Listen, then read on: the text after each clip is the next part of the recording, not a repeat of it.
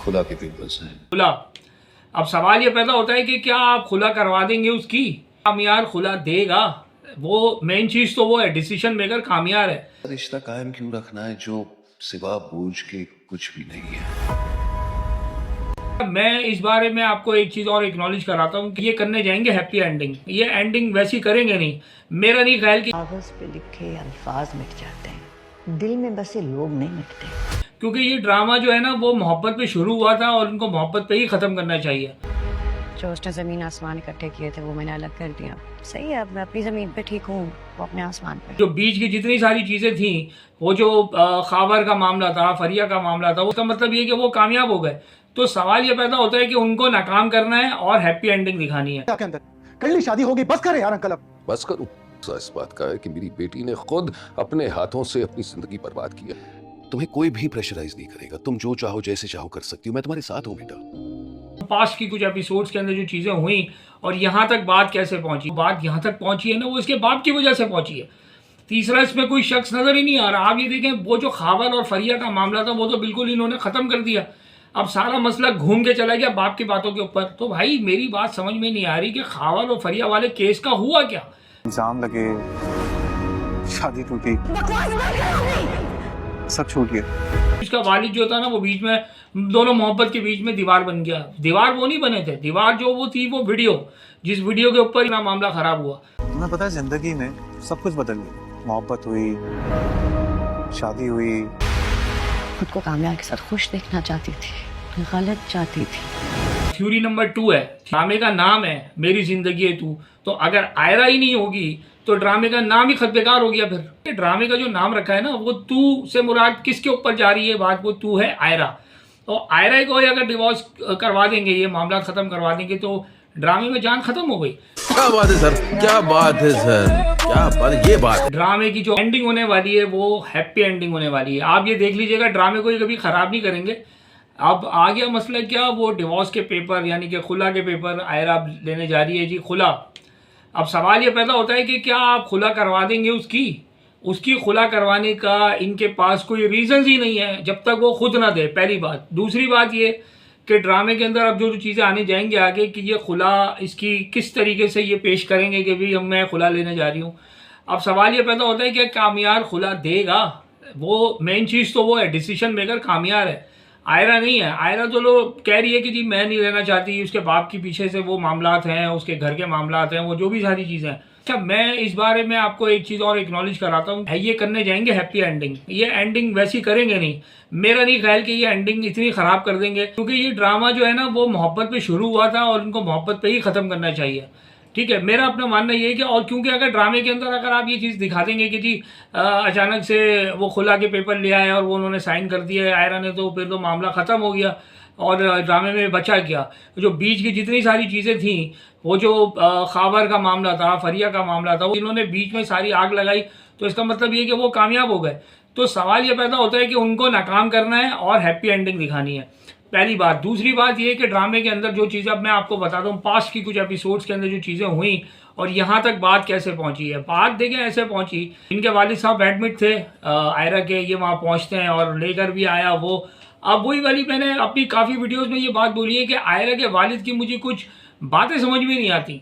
एक तो पहले वो उसको लेकर आया, उसकी सारी बातें उन्होंने बायफॉर्गेट करके उसको बाहर निकाल दी हॉस्पिटल से। जब वो मामलात को क्लियर करने के लिए जा रहा है और वो जाके बात करने के लिए खड़ा हुआ है उस पोजीशन पे, जाहिर है वो थोड़ा सा हाइपर भी था उस मौके पे, और लेकिन बात करने का तुक नहीं बनता था उस टाइम पे। लेकिन क्या मसला है कि मसले इतने ज़्यादा डिफ़िकल्ट हो चुके थे कामयार के सामने, तो उसको मजबूरी में वो स्टेप लेना पड़ा कि वो उसके वालिद के कमरे तक पहुँच के उसने सारी बात की। अब वहाँ पर आयरा ने उसका हाथ हटा दिया।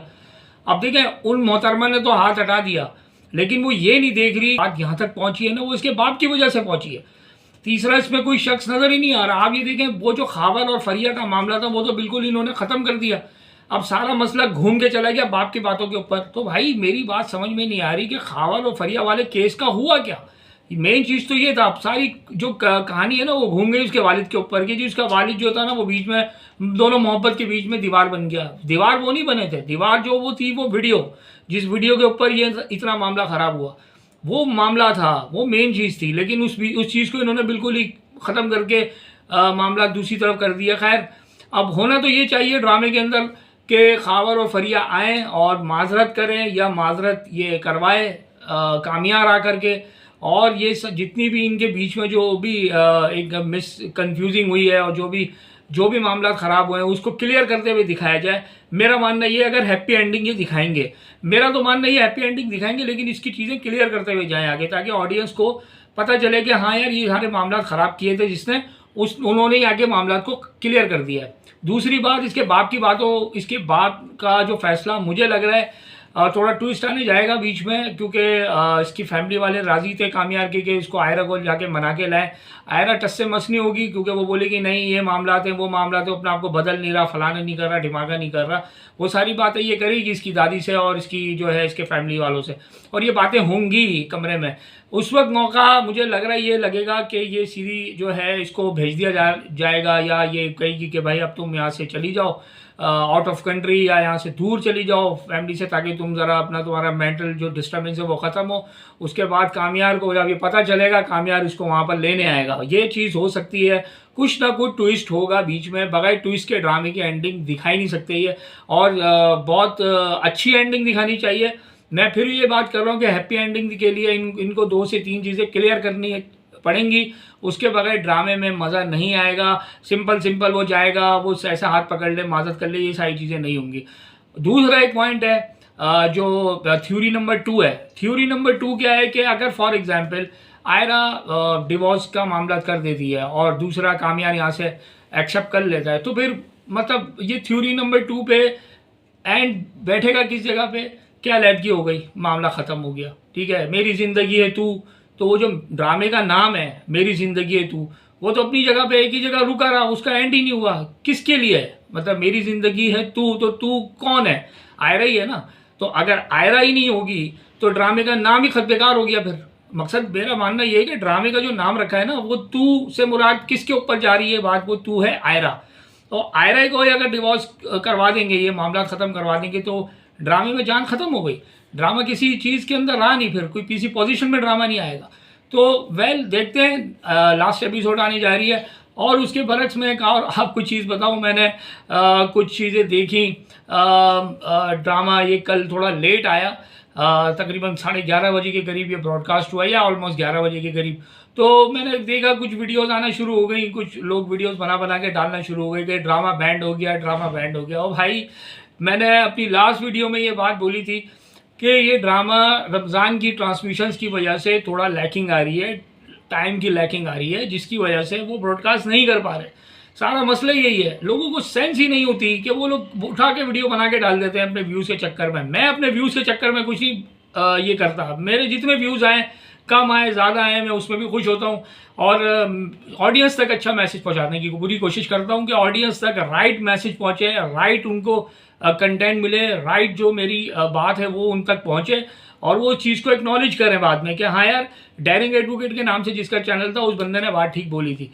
तो मेरा मानना ये है कि यार आप कोई भी चीज़ बगैर ऐसे ज़राए आप उठा के बात करते हैं कि हमारे पास ज़राए से पता चला है, तो भाई कौन से ज़राए, कौन सा कोई मतलब कोई मीडिया प्रोडक्शन कंपनी ने आपको कॉल तो नहीं करके बोला था कि आज हम ब्रॉडकास्ट नहीं करेंगे। तो बहुत सारे लोग इस तरीके की वीडियोस बना के डाल रहे हैं, तो आई कांट अंडरस्टैंड वो क्यों करते हैं ऐसा, तो ये उन्हीं को पता होगा बेहतर। तो इससे किसी को फ़र्क नहीं पड़ता, बहरहाल ऑडियंस को ज़रूर फ़र्क पड़ता है। वो बेचारी बैठी हुई देख रही है कि राइट मैसेज मिले, हमें राइट बात पता चले कि क्या है चीज़, क्या सही है क्या गलत, तो फिर वो आपके ऊपर यानी कि ट्रस्ट करते हैं, तो देखते हैं आपको। तो मेरा मानना ये है कि मैं आपको सारी चीज़ें सही से राइट बताऊं। अच्छा, इसमें एक चीज़ और मैं ऐड करना चाहूँगा कि यार देखें, दोनों मियाँ बीवी में जो भी मामला हुए, देखिए इसमें जो मामला ये पैदा किए गए ना, उसको इन्होंने बड़ा एक अजीब सी कशमकश में दिखा दिया, एक यानी कि एक खिचड़ी बन गया बीच में।